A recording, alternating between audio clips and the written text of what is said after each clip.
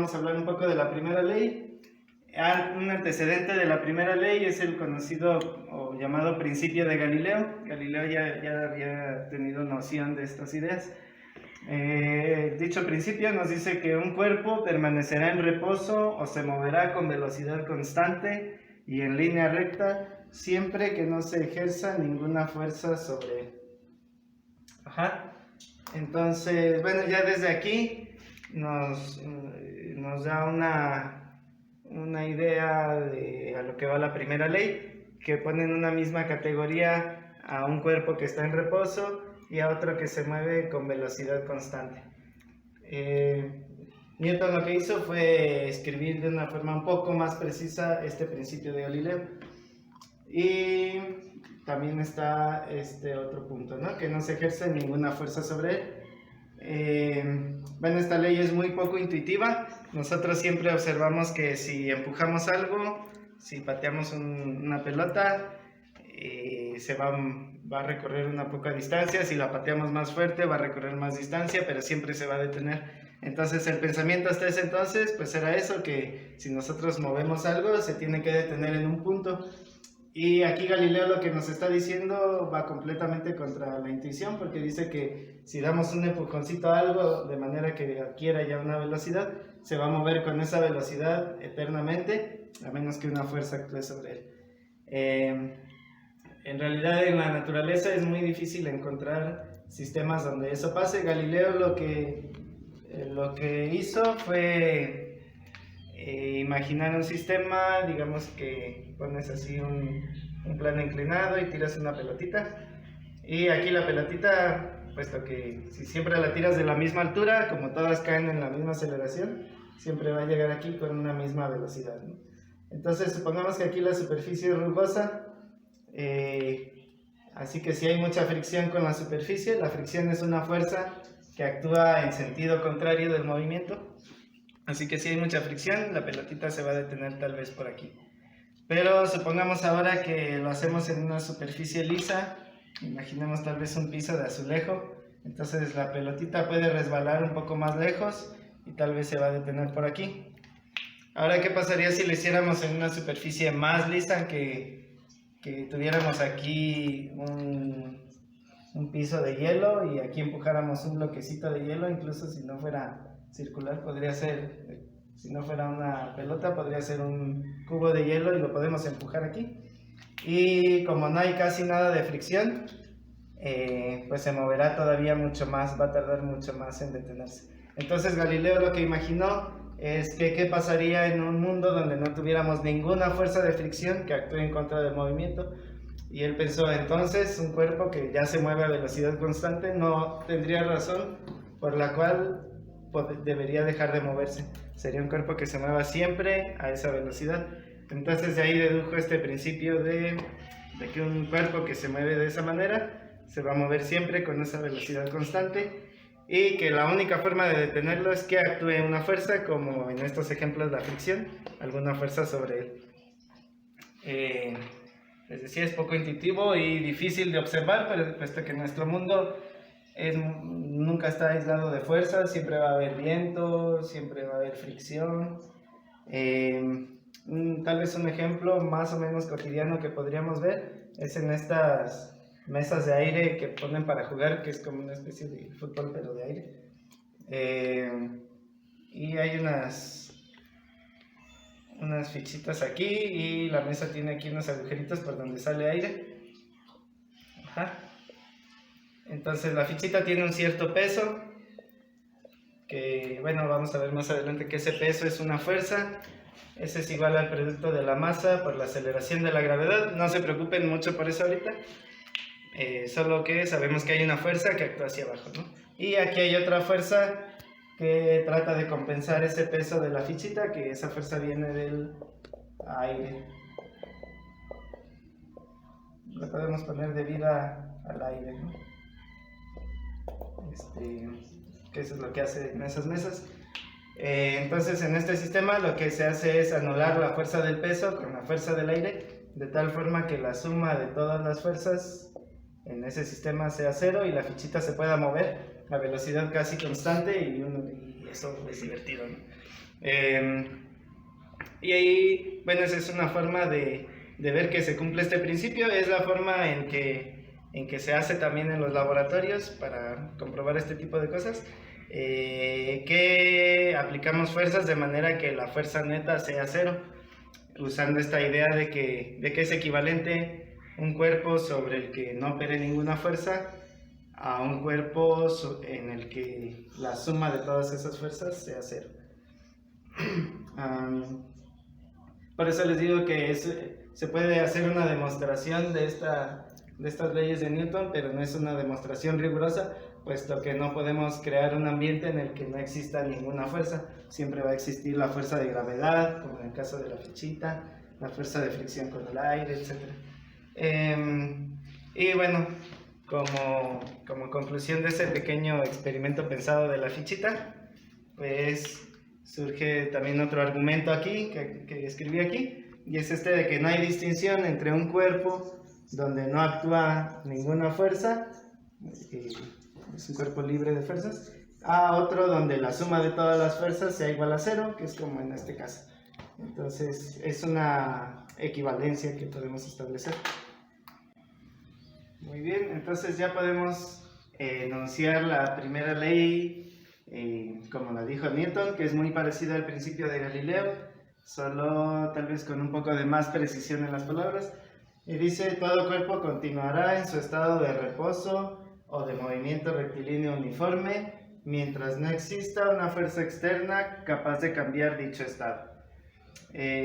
Bueno, aquí esta frase que dices aquí, movimiento rectilíneo uniforme, es lo que decía Galileo, ¿no? Un movimiento en línea recta y con velocidad constante. Este es un término que se usa mucho en física y tal vez por ahí lo vean mucho, entonces es bueno que lo recuerden. Movimiento rectilíneo uniforme significa que va en línea recta, siempre en una sola dirección, y que la velocidad no cambia en el tiempo. Entonces, de aquí de la primera ley podemos sacar tres conclusiones principales. Una es que esta ley, como ya habíamos mencionado un poco cuando vimos el principio de Galileo, es que pone en una misma categoría a un cuerpo que está en reposo o a un cuerpo que está en este tipo de movimiento rectilíneo uniforme. Entonces, al ponerlas en una categoría, lo que la primera ley quiere decir es que uno no podría distinguir si no hay una referencia externa que nos guíe. No podría uno distinguir si está uno en reposo o si estamos dentro de un sistema que se mueve a velocidad constante. No sé si les ha pasado alguna vez cuando están en un autobús que está detenido y junto hay otro autobús.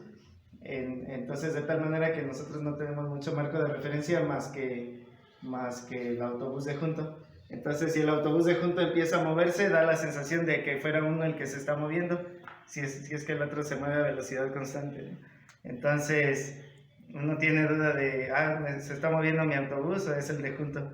¿Eso por qué pasa? Porque si nosotros nos estuviéramos moviendo a velocidad constante, no sentiríamos ninguna aceleración. Podríamos aventar una piedrita y caería justo aquí, no caería ni hacia adelante ni hacia atrás. Esa es una característica muy especial de los sistemas en los que uno se mueve a velocidad constante. Y eso es porque no hay aceleración. Entonces, si no tenemos un marco de referencia externo, no sabríamos si los que nos movemos somos nosotros o el autobús de junto. Lo mismo pasaría si estuviéramos, por ejemplo, en un barco con mucha niebla y viéramos una luz que se acerca. Si no hay una referencia adicional, no sabríamos si nosotros nos acercamos a la luz o si la luz es otro barco que se acerca hacia nosotros, ¿no? No hay forma de decirlo. Entonces, esa es una primera conclusión. Una segunda conclusión es que aquí Newton dice que ese movimiento va a continuar a menos que una fuerza externa haga que ese estado cambie, ¿no? Haga que el cuerpo deje de estar en reposo o deje de estar moviéndose a velocidad constante. Entonces aquí Newton nos está dando la idea de que las fuerzas causan cambios en el movimiento de los cuerpos, aunque no dice exactamente que sea una fuerza, pero dice que es algo que cambia el movimiento de los cuerpos. Entonces esa es una segunda conclusión. que uno puede sacar de esta primera ley de Newton. Y finalmente, otra conclusión muy importante es que aquí al final de la primera ley dice una fuerza externa capaz de cambiar dicho estado. O sea que si no hay una fuerza que haga eso, el cuerpo continuará, también es muy importante esta palabra, continuará en ese estado. Entonces los cuerpos, lo que Newton y Galileo trataron de decir en estas pocas palabras, es también que los cuerpos siempre tratan de continuar en su estado de movimiento, a menos que una fuerza externa los quite, ¿no? Es por eso, bueno, si hemos notado cuando vamos en un auto y de repente frenamos, si frenamos muy repentinamente nos vamos a lanzar un poco hacia adelante, ¿no? Y eso es algo que en física llamamos inercia. Inercia, que es la tendencia de los cuerpos a continuar su movimiento en el que ya están, ¿no? Su movimiento rectilíneo uniforme. Entonces, si nos estamos moviendo hacia adelante y frenamos, nosotros tenemos una cierta tendencia a seguir hacia adelante, que es lo que llamamos inercia. O por el contrario, si estamos detenidos y alguien golpea por atrás, vamos a sentir también un jalón, ¿no? Porque es la inercia querer estar en ese estado de reposo en el que estábamos antes de ser golpeados por atrás. Entonces, esa es una tercera conclusión que nosotros podríamos sacar de la primera ley de Newton. Vamos entonces a ahondar un poquito más en esta última idea de la inercia. Bueno, aquí ya puse un poco mejor la definición de que inercia es la tendencia que tienen los cuerpos a continuar en su estado de movimiento. ¿Qué tan grande va a ser esa tendencia? Tanto como tengan masa los cuerpos. Bueno, esa idea la vamos a seguir viendo un poquito más.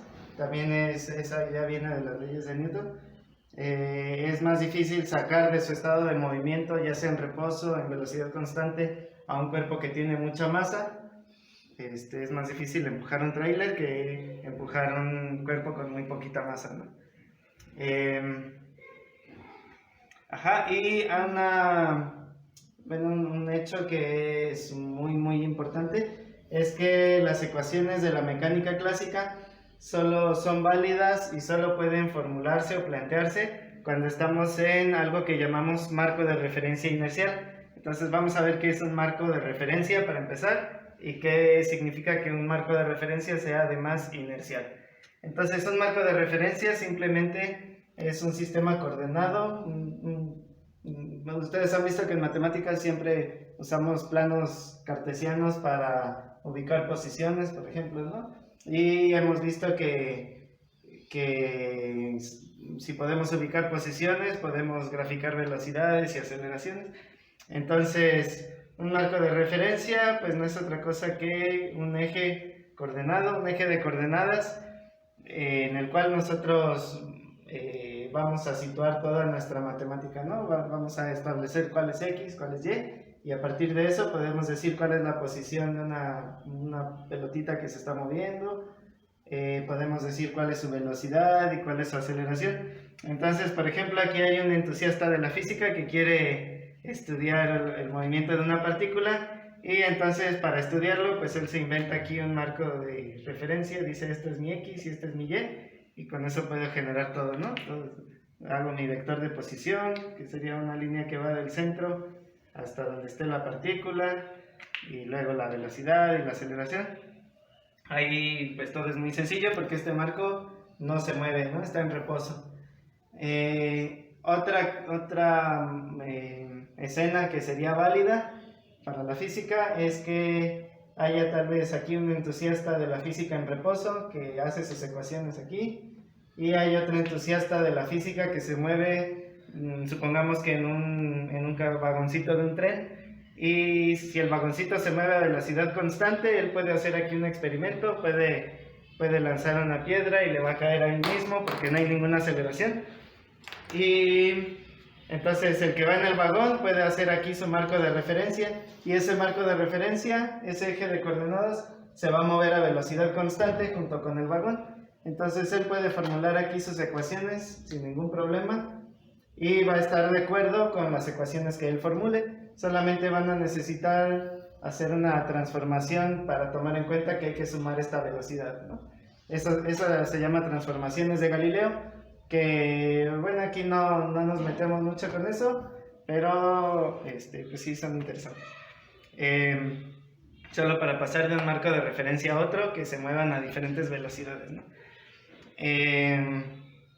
Y bueno, tal vez se estén preguntando, ¿y por qué no es válido que este monito esté en un marco de referencia que no sea inercial?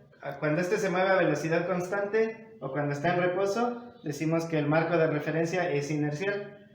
Pero si el monito estuviera acelerando, si estuviera aumentando su velocidad o disminuyendo, ya no sería un marco de referencia inercial. Uno podría preguntarse cuál es el problema con eso, ¿por qué no podemos formular ecuaciones así?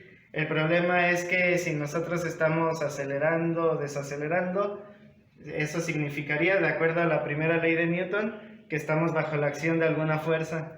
Entonces, todas nuestras ecuaciones serían como el resultado de una fuerza externa que está operando sobre el carrito, y sería imposible para alguien que está adentro pues describir con certeza o sin estar sujeto a error esas ecuaciones. Supongamos, por ejemplo, que vamos en un auto y nosotros tenemos aquí una taza de café y la llevamos aquí. Si se mueve a velocidad constante, el café no se va a regar, lo podemos llevar ahí.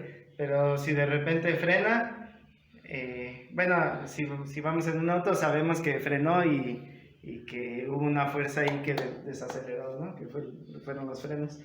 Pero supongamos que no tenemos noción de eso y solamente nosotros observamos que nuestro café se va hacia adelante. Entonces, si queremos describir eso sería algo muy raro y diríamos, tal vez hubo algo mágico que hizo que el café se saliera del vaso y se fuera. Pero en realidad es que hay una fuerza que está operando ahí. Entonces, alguien que se mueve dentro de un marco que tiene aceleración, simplemente no puede describir ecuaciones o tiene que recurrir a fuerzas ficticias, digamos, ¿no? Para poder describirlas.